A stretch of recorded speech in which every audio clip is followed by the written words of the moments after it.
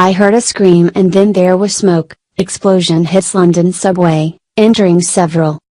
London, a homemade bomb sent a scorching cloud of smoke and flames through a London subway car Friday, injuring at least 18 rush-hour commuters and sending people scrambling for safety in what police called a terrorist incident.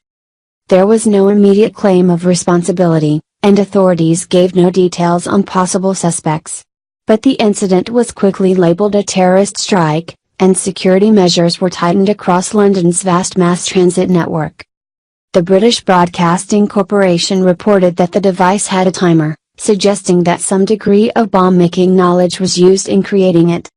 The head of the London area's police's counter-terrorism unit, Mark Rowley, confirmed that the blast was from an improvised explosive device and said the 18 injured largely suffered from flash burns at the Parsons Green station, about 3 miles southwest of central London. Emergency services said none of the injured faced life-threatening conditions. We have hundreds of detectives involved looking at CCTV, forensic work and speaking to witnesses, he said shortly after the attack. This investigation will be supported by our colleagues at MI5 bringing their intelligence expertise to the case.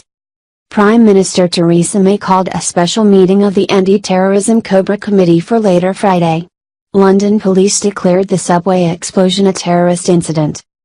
My thoughts are with those injured at Parsons Green and emergency services who are responding bravely to this terrorist incident, May said. Parsons Green is in trendy Fulham, a neighborhood of Victorian row houses, furniture designers and Championship League soccer. Witnesses described a fireball and smoke racing through the subway car, and then a frantic crush of people trying to flee while others attempted to aid those with burns and other injuries. Luke Walmsley, 33, a film editor, was on his way to work during a normal morning commute, listening to music. And then it was suddenly not normal. I heard a scream and then there was a flash, a light, and smoke. I actually pulled my earplugs out, and then the screams got louder and louder, he said, recalling people running toward him at the station. It was chaos. It was every man for himself to get down the stairs, and it's a very tight exit, he said, describing injured people on the ground. I went back to see if they were okay. Other people attended them, then there were nannies and moms asking where their children were. He said that on the platform, there were people helping others who were shocked and burned, bottles of water being poured over burns, quite severe burns, whole legs.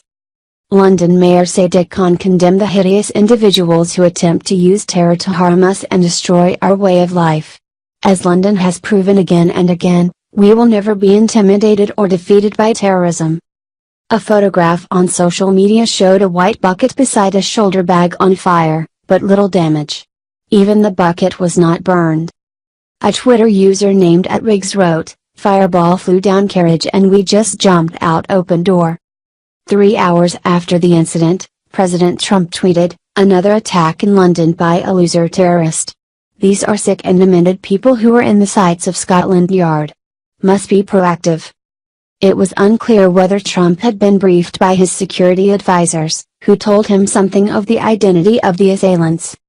Neither the Metropolitan Police nor the British government have said anything publicly beyond describing the detonation as a suspected terrorist attack. Loser terrorists must be dealt with in a much tougher manner, Trump wrote in a follow-up tweet. The internet is their main recruitment tool which we must cut off and use better. Trump also added that the travel ban into the United States should be far larger, tougher and more specific, but stupidly, that would not be politically correct.